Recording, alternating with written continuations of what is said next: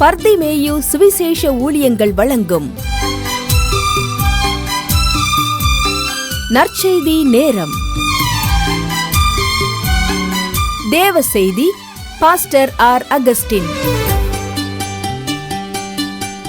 இந்த நாளில் உங்களோடு நான் பேசி வருகிறேன். அநேக நேரங்களிலே நாம் மற்றவர்களை புரிந்து கொள்வதில்லை, நம்மையும் மற்றவர் புரிந்து கொள்வதில்லை, நம்ம ஆண்டவரையும் புரிந்து கொள்வதில்லை. ஆனால் சொல்லுவோம், என்னை யாருமே புரிஞ்சுக்க மாட்டேன்றாங்க. அன்னைக்கு அப்படித்தான் ஒரு அம்மா கூப்பிட்டு அநேக நேரம் அழுதாங்க, ஒரு 10 நிமிஷம் அழுதாங்க. கடைசியில் எதுக்குன்னு கேட்டால், என் வீட்டில் என்னை ஒருத்தர் கூட புரிஞ்சுக்கல பிரதர் அப்படின்னு. நிச்சயமாக சொன்னேன், நீங்கள் ஆண்டவரை தேடுகிறது உண்மையானால், ஆண்டவருக்கு பயந்து நடக்கிறது உண்மையானால், நிச்சயமாக உங்களை புரிந்து கொள்ளுகிற காலத்தை கர்த்தர் கொடுத்தே தீர்வார். அதில் மாற்றமே கிடையாது. உங்களுடைய நீதியும் கனம் பண்ணுகிற ஒரு நாள் உண்டு, மறந்துடாதீங்க.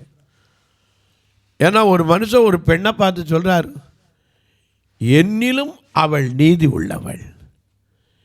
என் மகனை அவனுக்கு கொடுக்காம போயிட்டனேன்னு வருத்தப்படுறார். ஆதியாகமம் 38ஆம் அதிகாரம் 26ஆம் வசனத்தை மறுபடியும் கையில் எல்லாம் எடுத்துக்கிறீங்களா? ஆதியாகமம் 38:26. அப்படி எல்லாரும் எடுக்கிற வரைக்கும்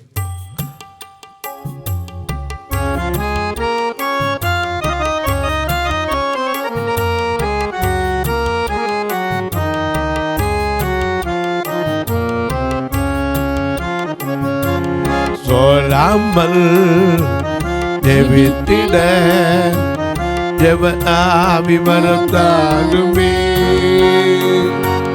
சொல்லாமல் ஜெபித்திட ஜெப ஆவி மறந்தாலுமே, தடையாவும் அகத்திடுமே. சொல்லாமல் ஜெபித்திட ஜெப ஆவி மறந்தாலுமே, தடையாவும் அகத்திடுமே. தயவேண்டி உன் பாதம் வந்து எந்தன் ஜெப வேளை உம்மை தேடி வந்தேன். தேவாவதில் நானுமே எந்தன் கோட்டை எந்தன் தஞ்சம் நீரே, உம்மை நான் நாடி வந்தேன். கோட்டை எந்தன் தஞ்சம் நீரே, உம்மை நாடி வந்தேன்.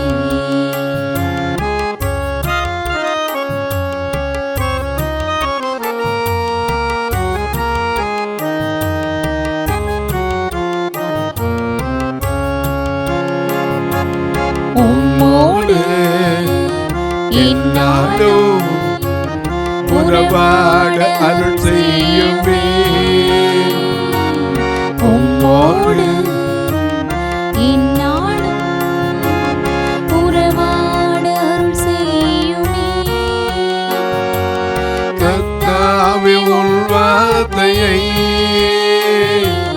கேட்டிட காத்திருப்பேனே. ஜெப வேளை உம்மை தேடி வந்தேன். தேவாவதில் தாருமே எந்தன் கோட்டை எந்தன் தஞ்சம் நீரே, உம்மை நான் நாடி வந்தேன். எந்தன் கோட்டை எந்தன் தஞ்சம் நீரே, உம்மை நான் நாடி வந்தேன். எல்லாம் எடுத்திருப்பீங்க. வாசிக்க சொல்லட்டுமா? ஆதியாகமம் 38:26. யூதா அவளை பார்த்தறிந்து, யூதா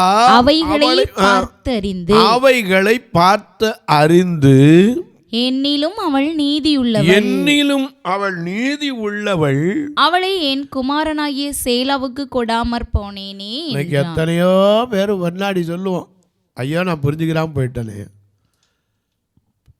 எனக்கு அன்பானவர்களே, ஒருத்தரை ஒருத்தர் புரிஞ்சுக்கிறது இன்னைக்கு எத்தனை பேர் புரிஞ்சிருக்கோம்? குடும்பத்தில் புருஷனை மனைவி புரிஞ்சிருக்கீங்களா? அன்றைக்கி ஒரு அம்மா சொன்னாங்க, பிரதர் என்னை கொண்டாந்து எங்கள் அண்ணன் வீட்டில் என் வீட்டுக்காரர் விட்டு போயிட்டாரு அப்படின்னு சொல்லி கண்ணீருட்டு அழுதாங்க. பிரதர் எப்படியாவது ஜெபம் பண்ணுங்க, என் புருஷன் திரும்பி வந்து கூட்டிகிட்டு போகணும். ஏன்னா நான் உடனே கேட்குற ஆள் கொஞ்சம் கேள்வி கேட்டேன், எதுக்கும் உங்கள் அண்ணன் வீட்டில் கொண்டாந்து விட்டாங்க? விட்டா உங்கள் அம்மா வீட்டில் தானே கொண்டாந்து விடணும், ஏன் உங்கள் அண்ணன் வீட்டில் கொண்டாந்து விட்டாங்க? பிரதர் என் சகோதரன் கூட பிறந்தவர். ஆமாம், அதனால தான் அண்ணங்கிறீங்க, சொல்லுங்க. ஒரு சின்ன பிரச்சனை அவருக்கு தொழிலில், ஒரு 7 பவுன் நகையை அவருக்கு கொடுத்தேன், அவர் திருப்பி அதை கொடுத்துட்டாரு. ஆனால் கொடுக்கும்போது என் புருஷன் பார்த்துட்டார். அப்போ சொன்னார், ஏம்மா நான் வீட்டில் புருஷன் ஒருத்தர் இருக்கர்ல, என்ன ஒரு வார்த்தை இப்படி கொடுத்துருக்கேன்னு சொல்லியிருக்கலாம்ல, எனக்கு தெரியாமலே உன் அண்ணன் தான் என் மச்சனம் தான், ஆனாலும் புருஷங்கிறதுக்கு ஒரு வார்த்தை என்ன கொஞ்சம் நீ மதித்து சொல்லியிருக்கலாம்லம்மா, ஏன் இப்படி புரிஞ்சுக்கல?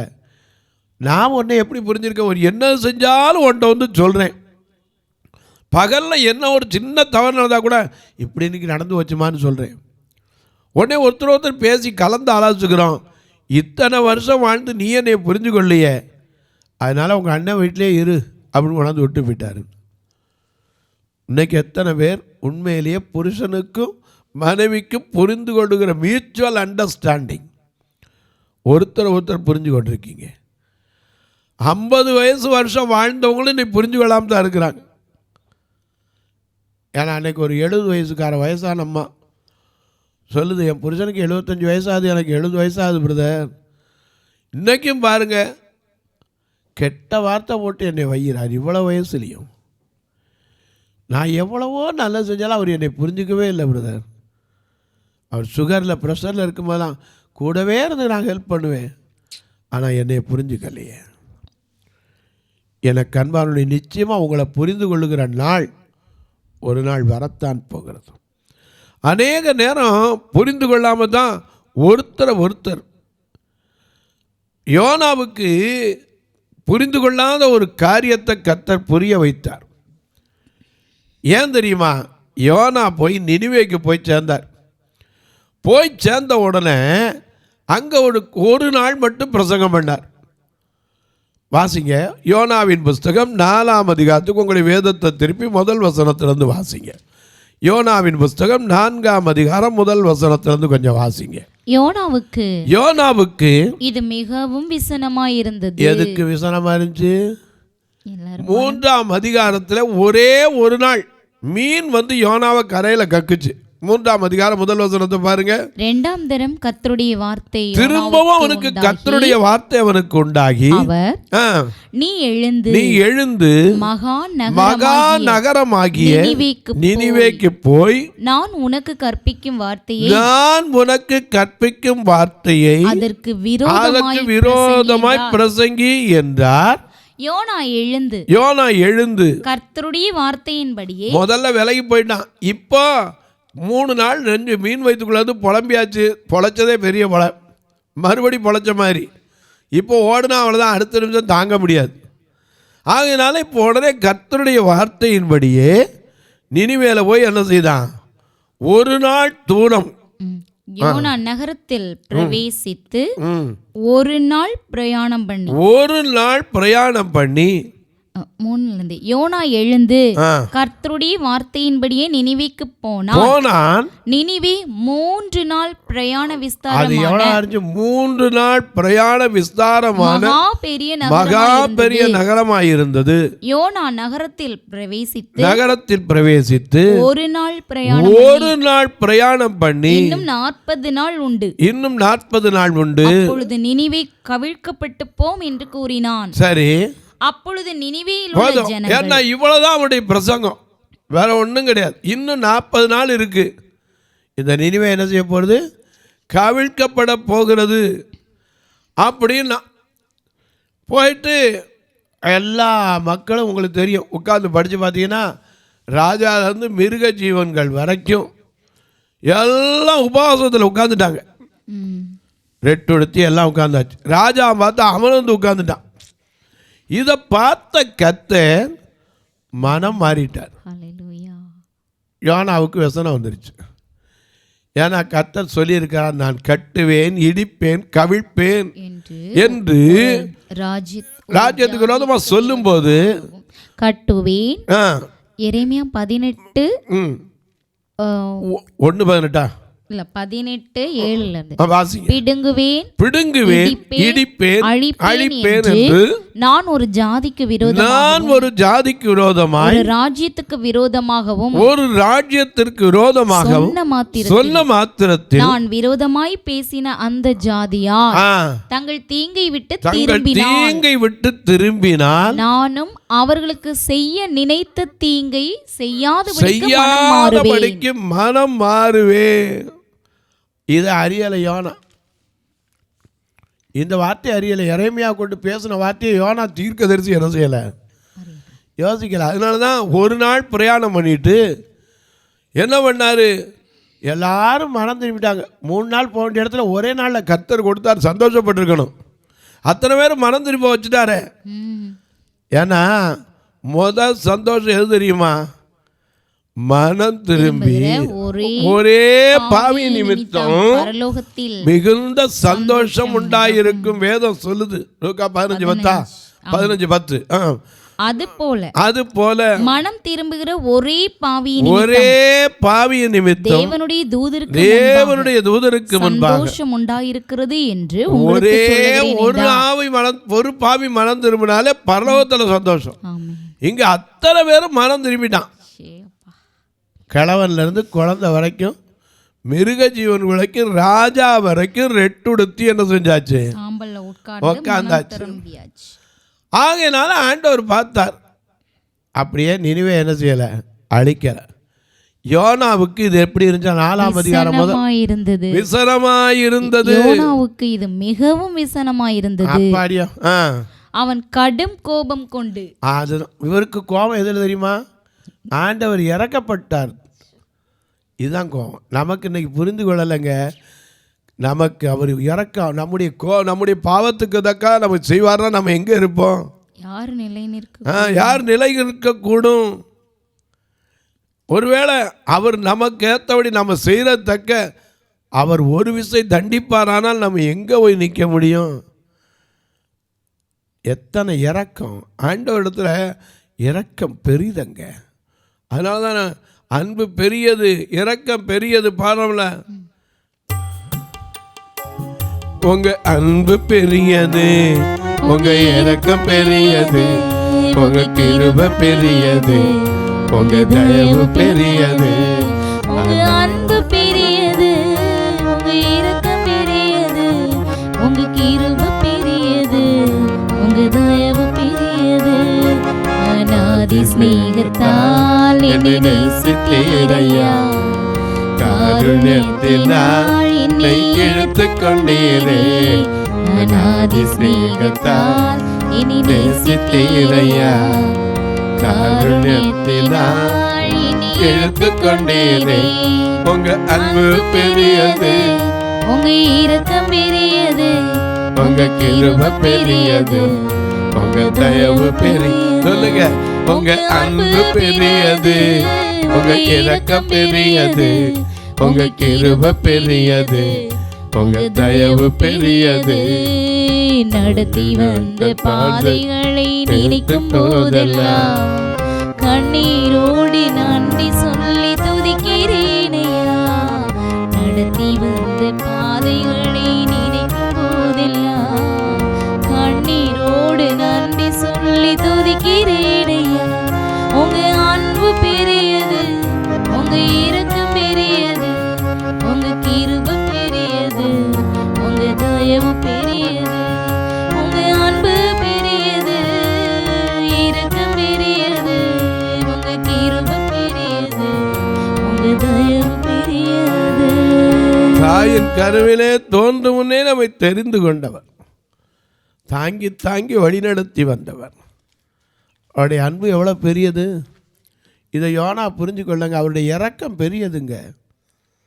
அதனால தான் சொன்னார், நான் உங்களுக்கு மன்னிக்கிறது போல. இயேசு ஒரு ஓமையை சொன்னார். ஒரு மனுஷன்ட்ட 1000 தாளந்து ஒருத்தன் கடன் பண்ணுறான். 100 தாளந்தான், 1000 தாளந்து, 10000 தாளந்து கடன் பட்டிருந்தான். இந்த கடன்பட்டவனை ஒருத்தன் அந்த கொடுக்க வேண்டிய எஜமான் அவனை கழுத்தை நெரிச்சு உடனே கொடுறா, என் கடனை அடைச்சிருந்தார். அவன் பொறுமையாக இரும், என் ஆண்டவனே பொறுத்து தீர் மட்டும், எனக்கு கொஞ்சம் பொறுமை விடுனா. அவன் பார்த்தா இவனுக்கு அடைக்க நிர்வாகம் இல்லைன்னோட முழுசு என்னதுட்டான், மன்னிச்சுட்டான். சரி, கொஞ்சம் தூரம் அதை விட்டு வந்தவொடனே பார்த்தா ஒருத்தன் இவனுக்கு 100 தாளந்து என்ன செய்யணும், கடன் கொடுக்கணும். அவனை போய் என்ன செஞ்சான், கழுத்தை நெரிச்சுக்கிட்டு தான். கழுத்தை நெரிச்சு காட்டத ஒருத்தன் வந்து சொன்னான், ஆண்டவரே நீர் எஜமானே, நீர் அவனுக்கு எவ்வளோ மன்னிச்சிரு. ஆனால் இவன் மன்னிக்கலை. உடனே அந்த எஜமான் கூப்பிட்டு அவன் என்ன செஞ்சான், உபாதிக்கிற ஒரு இடத்துல ஒப்பு கொடுத்தான். எந்தது மிக அழகாக நமக்கு எழுதி வச்சிருக்காரு உவமை லூக்கா. அநேக நேரங்களில் இந்த அறிகள்லாம் நம்ம அறிந்திருக்கிறோம், ஆனால் அறிய மாட்டேன்றோம். ஆண்டவர் புரிஞ்சுக்கொண்டார், ஆனால் இவன் புரிஞ்சு கொள்ளலை. அவர் தயாளனா இருக்க இவன் மண்கணனாக தான் இருந்தான். ஏன்னா 10000 தான் மன்னிச்சாரு, இவனால் 100 என்ன செய்ய முடியல, மன்னிக்க முடியல. இன்னைக்கு நம்ம அப்படி தான். நமக்கு ஆண்டவர் எத்தனை பெரிய கிருபை செஞ்சுருக்காரு, எத்தனை பெரிய இரக்கத்தை செஞ்சுருக்காரு. நம்ம ஆண்டவரை புரிஞ்சிருக்கோமா? எனக்கு அன்பானுள்ளே அவருடைய அன்பு பெரியது. யோனா இவ்வளவுக்கு பெரிய தீர்க்கதரிசி, ஒரு நகரத்தையே ரட்சிப்பதற்கு பயன்படுத்தப்பட்ட தீர்க்கதரிசி. அவன் என்ன சொல்லியிருக்கணும், நான் ஒரு நாள் பிரசங்கத்தில் இத்தனை பேர் மனம் திரும்பி இருக்காங்களே, எத்தனை பெரிய பாக்கியம். ஆனால் மறந்துட்டான் யோனா. மறந்து என்ன சொன்னான், ஐயா என்னை என்ன பண்ணுங்க, சாகிறது நல்லது, எனக்கு அன்பானுடைய அநேக நேரங்களில் நம்ம அவருடைய அன்பை நம்ம அநேக நேரங்களில் அவருடைய அன்பை அறியறது இல்லை. அப்படி அறிஞ்சிருந்தா இந்நேரம் நம்ம என்ன செஞ்சிருப்போம், ஒரு நாள் உன்னை கண்டேன் ஐயா, அந்நாள் என்னை வெறுத்தே ஐயா. ஒரு நாள் உன்னை கண்டேன் ஐயா, அந்நாள் என்னை வெறுத்தே. உந்தைய பெரிதையா, உந்தைய பெரிதையா, உந்தைய பெரிதையா, உந்தைய பெரிதையா. அன்பே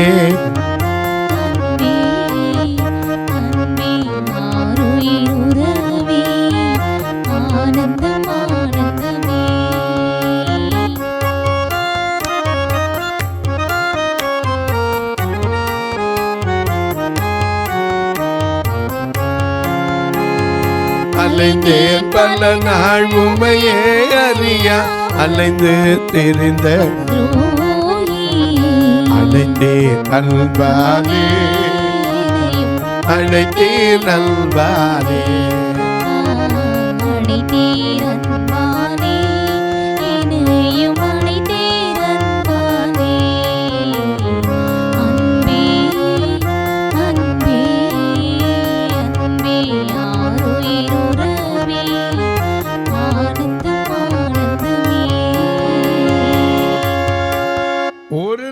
பிரசங்கத்தை கேட்டு அத்தனை பேரும் மனம் திரும்பியிருக்கானே, ஒரு பாவி மனம் திரும்பினாலே சந்தோஷம். அப்போ யோனா செய்தது எப்படி இவ்வளவு சந்தோஷம்.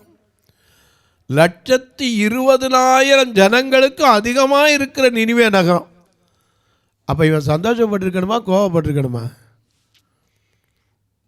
ஏன்னா வேதம் சொல்லுது, ஒரு பாவி மனம் திரும்புதலை குறித்து பரலோகத்தில் மிகுந்த சந்தோஷம் உண்டாயிருக்கும், லூக்கா 15:10 சொல்லுது. ஆனால் இங்கே நினிவேயின் மக்களை குறித்து ஆண்டவரே சொல்றார், வலது கைக்கு இடது கைக்கு வித்தியாசம் அறியாத 120,000 பேருக்கு அதிகமான மனுஷரும் மிருக ஜீவன்களும் இருக்கிற மகா நகரமாகிய நினிவேக்காக நான் பரிதவிக்காமல் இருப்பேனோங்கிறார். ஒரு பாவிக்க பரலோகத்தில் சந்தோஷம். அப்ப 120,000 ஜனங்களுக்கு எப்படி இருந்திருக்கணும்? ஆனா இவரால் புரிஞ்சு கொள்ள முடிஞ்ச ஆண்டவரை? நம்மளும் அப்படித்தாங்க. சில நேரம் அவருடைய அன்பை புரிந்து கொள்ள முடியும், அவருடைய நடத்துதலை புரிந்து கொள்ள முடியலை. அவருடைய தெய்வத்துவத்தையும் நம்மளால் புரிஞ்சு கொள்ள முடியலை. அதனால தான் இன்னும் பாடிக்கிட்டு இன்னும் உம்மை நான் அறியணுமே. ஆனால் பவுல் சொல்றாரு, என்னை ஆட்கொண்டவர் நான் சேவிக்கிறவருமான தேவன் இந்த ராத்திரியில் வந்து சொன்னார், பவுலே பயப்படாதே. அப்போஸ்தலர் 27:20 தான் 22 வாசிங்க பார்க்கலாம். என்னை ஆட்கொண்டவர் 23 வாசிங்க. ஏனென்றால் என்னை ஆட்கொண்டவரும் நான் சேவிக்கிறவருமான தேவனுடைய தூதனானவர் இந்த ராத்திரியிலே என்னிடத்தில் வந்து எங்க வந்தார்? கடல்ல, கப்பல்ல ரொம்ப நாளா போய மேகம் வெளிச்சமே இல்லாம, வழி தெரியாம, எப்படி தப்பி பிழைப்போங்கிற நம்பிக்கை இல்லாமல் தங்களுடைய பொருட்களெல்லாம் கடலில் எடுத்து எரிஞ்சு கொண்டிருக்கிற அந்த சூழ்நிலையில் தப்பி பிழைப்போங்கிற நம்பிக்கையே அத்துப்போகத்தக்கதாக சூழ்நிலையை வந்து சொன்னார், பவுலே பயப்படாதே. நீ ராயனுக்கு முன்பாக நீ ஒரே ஒரு ஆளு, ஒன் நிமித்தம் இந்த 276 பேருக்கும் இதோ உன்னுடனே கூட யாத்திரை பண்ணுகிற யாவரையும் தேவன் உனக்கு தயவு பண்ணினார். ஒரு மனுஷன் அவனுக்காக அத்தனை பேரையும் காத்தான். ஒரு பாவி மனம் திரும்பினாலே பெரிய சந்தோஷங்கிறாங்க. இங்க 120,000 ஜனங்களுக்கு மேல இருக்கிற மகா நகரம் நினிவேக்கு கொண்டு திரும்பி இருக்கு. ஆனா யோனாவுக்கு மகா கடும் கோபம், விசனம், கடும் கோபம் கொண்டு அவர் சொல்றார். 4ஆம் அதிகாரம் 1 வசனத்தில் என்ன சொல்றாரு? யோனாவுக்கோ மகா கோபம், விசனம். ஏன்னா மனம் திரும்பிட்டாங்களே, இதுக்கு தான் நான் முதலே வரமாட்டேன்னு. இப்போ 2வது கூப்பிட்டு என்னை அனுப்பி ஒரு நாள் தான் பிரசங்கம் பண்ணேன், அத்தனை நேரம் மனம் திரும்பிட்டான். நினிவே எப்படி அவிழ்க்கப்பட போகுது, எப்படி கவிக்கப்பட போகுது? ஆண்டவர் அதுக்கு உணர்த்தினார் அவனுக்கு. எனக்கு அன்பானவனே, திரும்ப திரும்ப சொல்லுவேன், ஒரு பாவி மனம் திரும்புனாலே எத்தனை சந்தோஷம். இன்றைக்கு நாம் இன்னைக்கு அதை அறிந்து கொள்கிறோமா? ஆண்டவர் அதனால தான் சொன்னார், எப்பா நீங்கள் புறப்பட்டு போய் சகல ஜாதிகளையும் சீஷராக்கி, மற்ற 28:15 நான் உங்களுக்கு உபதேசம் பண்ணின யாவையும் அவர்களுக்கு உபதேசம் பண்ணுங்க, அவங்க கை கொள்ளும்படி உபதேசம் பண்ணுங்க. உலகத்தின் முடிவு பரியந்தம் சகல நாட்களிலும் உங்களோடு கூட இருக்கிறேன் என்றாரே. அவர் கைவிட்டுருவாரா? தொலைக்காட்சியில் பார்க்கிறேன் அன்பு மக்களே, இந்த நிகழ்ச்சியை நாள்தோறும் பார்க்குறீங்க, கேட்குறீங்க, பரவசம் அடைகிறீங்க. ரொம்ப நல்லது. கேட்பதோடு விட்டுறாம ஒரு வார்த்தை இதுக்காக ஜெபம் பண்ணுறீங்களா? ஒருவேளை எப்போமாவது உங்களுக்கு டைம் கிடச்சா மதுரைக்கோ திருநெல்வேலிக்கோ வந்தீங்கன்னா வந்து பாருங்கள். எங்கள் ஆலயத்தில் ஒரு நாள் வாங்க. அக்கா உங்கள் ஆலயத்தை விட்டுட்டு வாங்க அப்படின்னு கூப்பிடுறதா தப்பாக நினைக்காதீங்க. எத்தனை நாள் யாருக்காவது கல்யாணத்துக்காவது போயிருப்பீங்கல்ல. எந்த வீட்டில் பால் காய்ச்சினா சர்ச்சை நிற்கிற ரொம்ப முக்கியமானவர், எனக்கு சகல போய்த்தான் ஆகணும், தவிர்க்க அப்படிங்கிறீங்களே. ஒரு மனுஷனுக்கு அப்படி சொல்கிறீங்க, ஆண்டவருடைய ஆலயத்துக்கு தான் வாரீங்க. ஒரு நாள் வாங்க, ஃபோன் பண்ணிவிட்டு வாங்க, நானே உங்களை கூட்டிகிட்டு வரேன், வந்து பாருங்கள். கர்த்தர் ஏவினா நீங்களும் தாங்கலாம். அது மட்டும் இல்லை, எத்தனையோ காரியம் இன்னும் செஞ்சு முடிக்க முடியாமல் இருக்குது, வந்து பாருங்கள். திருநெல்வேலியிலலாம் ஒவ்வொரு நாளும் ஞாயிற்றுக்கிழமை வந்தால் கூட்டிகிட்டு வர்றதுக்கு மட்டுமே வேனுக்கு 16,000 ரூபா வாடகை வருது மாதம். ஒரு நாளைக்கு 4,000 ரூபா வச்சு வந்துடுது. ஒவ்வொரு ஞாயிற்றுக்கிழமை வர்றவங்களை யாரையுமே நான் சாப்பிடாமல் அனுப்புறதில்லை. மதுரை ஆலயத்தில் பார்த்திங்கன்னா ஒரு குடும்பத்துக்கு 4 கிலோ அரிசி கொடுக்காமல் அனுப்புறதில்லை. ஏன்னா எப்படியாவது இவங்க ரட்சிக்கப்படணும். ஏன்னா இவர்களும் சாலையிலும் ஓரங்களிலும் ஆங்காங்கே நீங்கள் நிற்கிறதை பார்த்துருக்கீங்க, நல்ல வேலை இல்லாமல் இருக்கிறவங்க. ஆனால் இந்த ஆத்மா விலையேற பெற்றது. அதனால் அதுவும் ஆண்டவருடைய ராஜ்யத்தில் வந்து சேரணும்.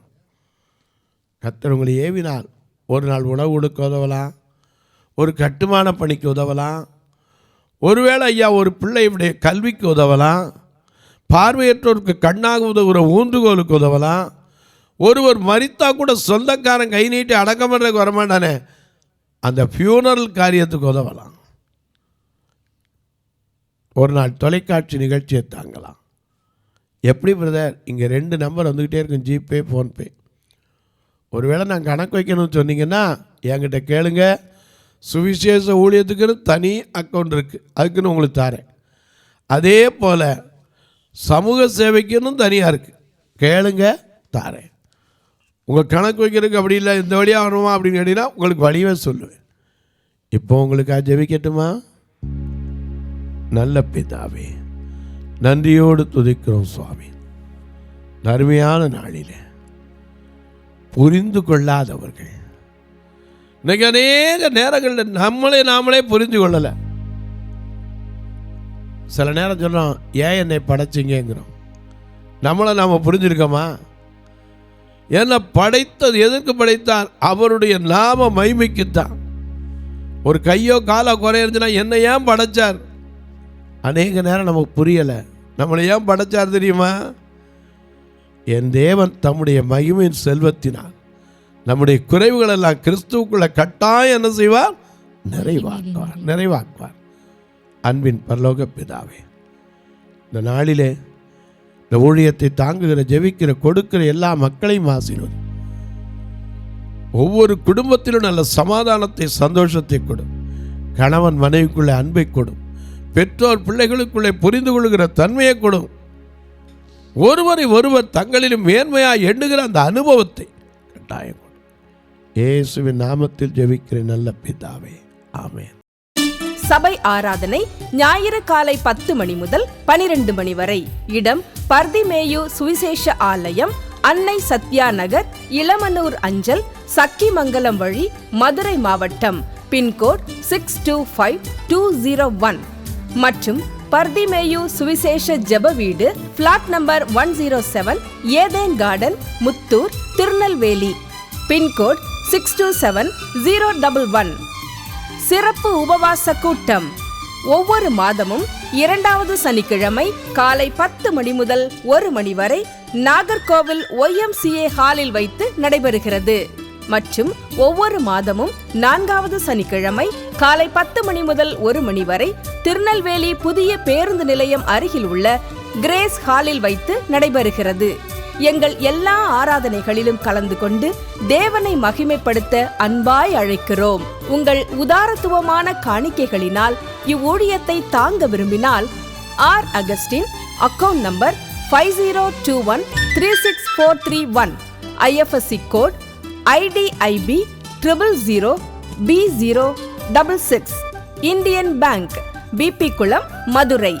ஜிபே நம்பர் 9842181917, BGM மினிஸ்ட்ரீஸ் மற்றும் 9442559772, பிளைண்ட் மினிஸ்ட்ரீஸ் அகஸ்டின். உங்கள் தொடர்புக்கு பாஸ்டர் ஆர் அகஸ்டின், பர்திமேயு சுவிசேஷ ஊழியங்கள், நாகமலை, புதுக்கோட்டை, மதுரை 625019.